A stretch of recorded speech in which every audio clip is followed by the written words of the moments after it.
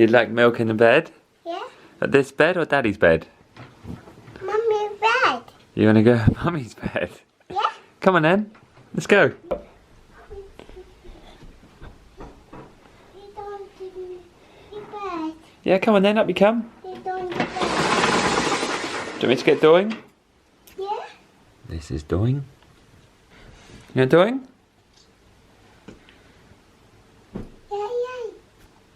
Okay, babe.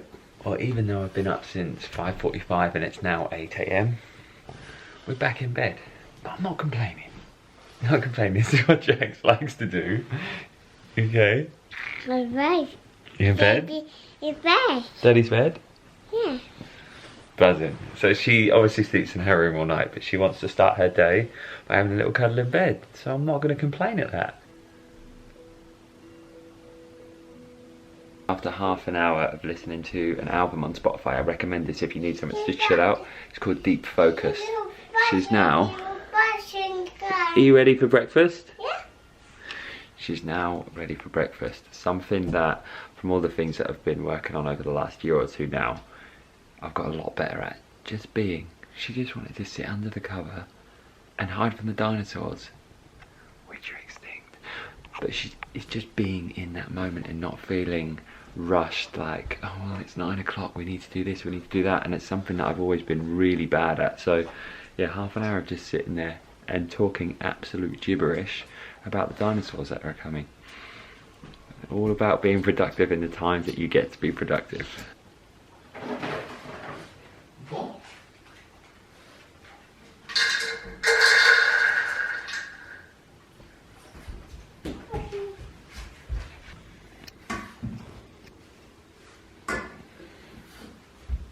You all know, if you watch my last vlog, that Jax's happy place is the swing. So we're gonna go and find a new park, aren't we? Yeah. Would Jax go on a new seesaw? Yeah. Okay, cool. You got your milk? Yeah. Have you got your wellies? D. You got your wellies? D. You on your D? Yeah. Your D's in bed. If you want to know what the D is, it's basically dummy. But it sounds really strange because anytime we're out, she's like, can I have the D?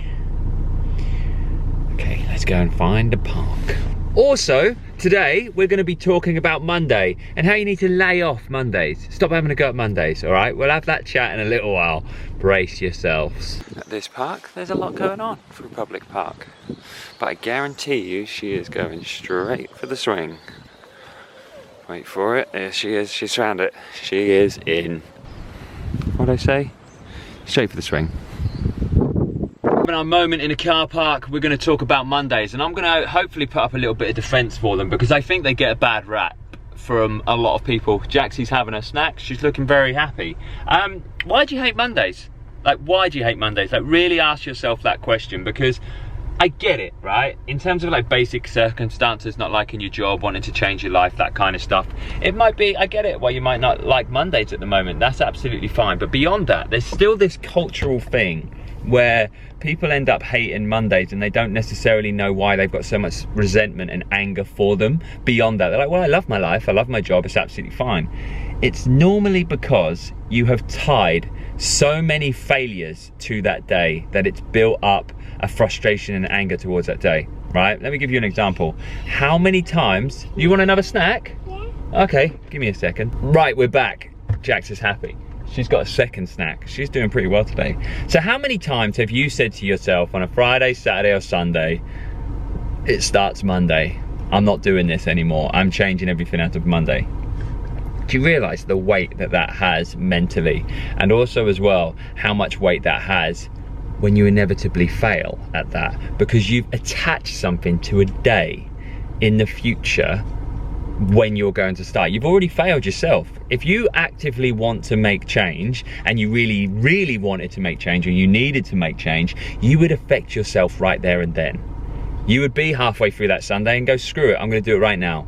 I'm going to suddenly go for a run, or I'm going to get something planned for tomorrow. It's not a case of, let me just give it a couple of days and then we'll start that day. There is no like evolutionary thing that we were born hating days and loving certain days, or things having to start on a certain day. Just because the working week might start on a Monday, you speak to any entrepreneurial person out there who's running their own life and running their own business and that kind of stuff, there isn't a set amount of days in the week where they start. Like I work Saturday and Sunday every single week, but in small snippets. And on Monday, I'm like, well, the only difference with Monday is that it's a little bit more of a structured routine in terms of I have to make sure that I get a certain amount of things done ready for my week. It doesn't stop and it doesn't start anywhere. It's lucid, it continuously moves. And I think unfortunately a lot of people spend so much time saying, I'm gonna do it Monday. And then they also inevitably blame Monday for their failure further down the line.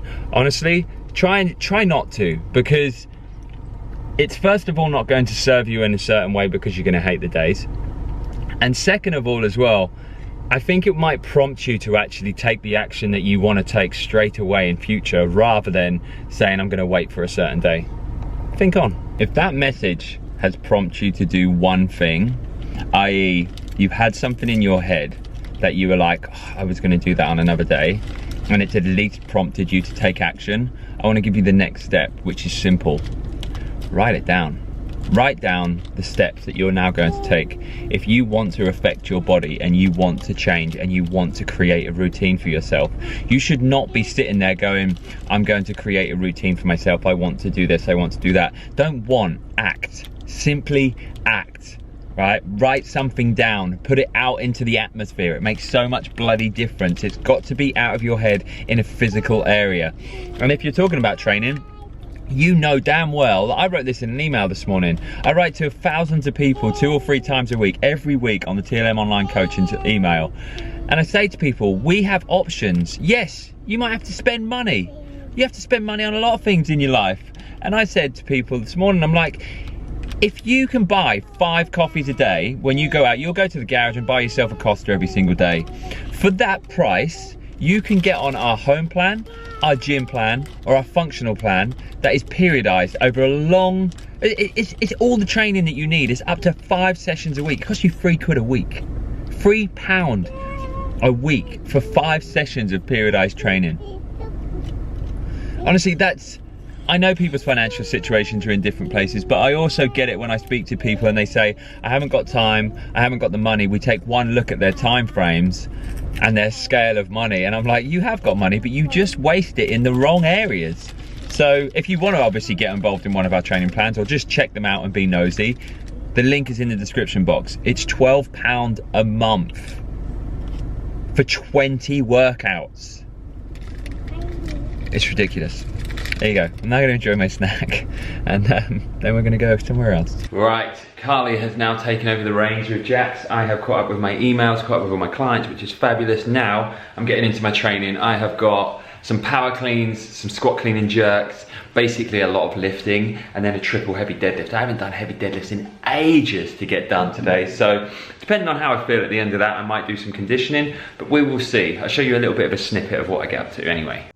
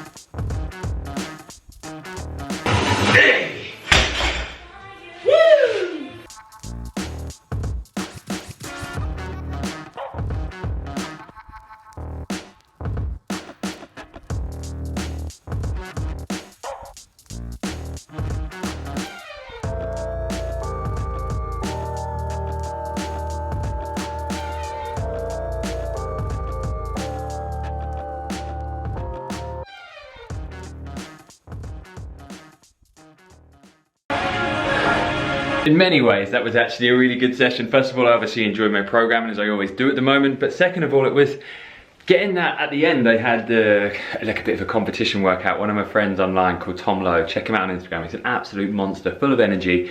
Called everyone out and was like, I've just done these 3 workouts, who can do them faster?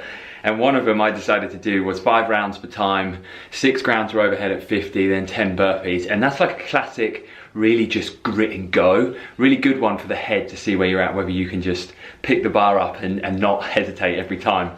And it was nice, absolutely smashed it, really enjoyed it. Now, I'm gonna have a quick snack. I have got some tuna mayonnaise, sweet corn, a couple of slices of avocado, a cup of tea, and then I have my usual bits to do on social media, catch up with a couple of my clients as well, doing the daily, tying up the day in a nice little bow, ready for the next day tomorrow. Q&A done. And someone actually asked a really interesting question, which was, how are you actually feeling right now? And I answered, let me just put you on a drinks bowl. Look at that balance. And I actually answered quite bluntly, and I'm a little bit pissed off, to be honest. I'm frustrated now. Like, me and Kylie were having this conversation, my wife, the other day, where people seem to just presume that we're not working because we don't work in an office or a generic office space or something like that. So one thing that a lot of people don't necessarily know about the whole furlough and lockdown situation with the UK is that our businesses fall into a bit of a weird place. So for as long as I can remember, all of last year, we weren't entitled to any of the furlough whatsoever. So a lot of people, if you don't know about it, a lot of people in the UK were entitled to about 80% of their salary paid for by the government, which is extremely generous. A lot of places are getting no help, but still, UK population like to moan, eh? But we didn't qualify for that. And the thing is over the last year, we've done a lot of working, pushing, building, essentially grinding and hustling. You have to fucking hustle in this world, 100%. But it's got to the point now where I'm just a little bit frustrated because I don't want to keep working at 120% up here but not being able to physically see everything through. It's one of those things that you can deal with a situation and the reality of the situation as much as you like, but there is a point where it gets to where you're like, look, this situation is now actively stopping me progressing as a person, as a human being in certain areas. Like in a lot of areas of my life, things are going really, really well. I'm working really hard. But there's only so much our business can grow in order to give me a little bit more freedom in my life by sitting at my desk each day for half a day at a time, juggling back and forward and not really being able to spend much time with JC to get other stuff done. And there's other opportunities where you can move around, you can mix with new people, you can grow as a person by bouncing off new people and being challenged by new people and professionals and other people out in the space. There's so much more that I want to do that I'm just not able to do at the moment. And at some point, not right now, but at some point, financial side of things becomes a stress. And it's been nearly a year. Nearly a year we've been working out of our own back pockets, and luckily our online coaching side of things has only gone in a positive direction, but there's every possibility that could have gone the opposite way. And I'm very aware of that constantly every day, which probably makes me work even harder, and I'm even more grateful for my clients and every opportunity that I get. But yeah, I think it's, in case people don't know this, I get pissed off. And you totally allowed that to happen, because some people kind of feel guilty for feeling bad and feeling frustrated. But it's been nearly a year. Been nearly a year, and so many places are getting back to normal, right? And we're still sat here in a tier system waiting to get a vaccine, which is being rolled out like you wouldn't believe. But yeah, I do get a little bit frustrated. I'm just at a point where I'm ready. I'm ready for 2021. It feels like you're in the gates and you're being allowed to go a little bit, but you can't really go. You can't really grow and be who you're meant to be this year. That's where my frustration comes from. If you feel like that, drop a comment below, let me know. But anyway, I'm gonna get out your faces. Also, thank you so much for getting involved in the vlogs recently. It's been great. Thank you for your comments. Thank you for your support, as we always say. If you wanna know anything more about any of our TLM online coaching products or our training plans, you know the links are in the description box.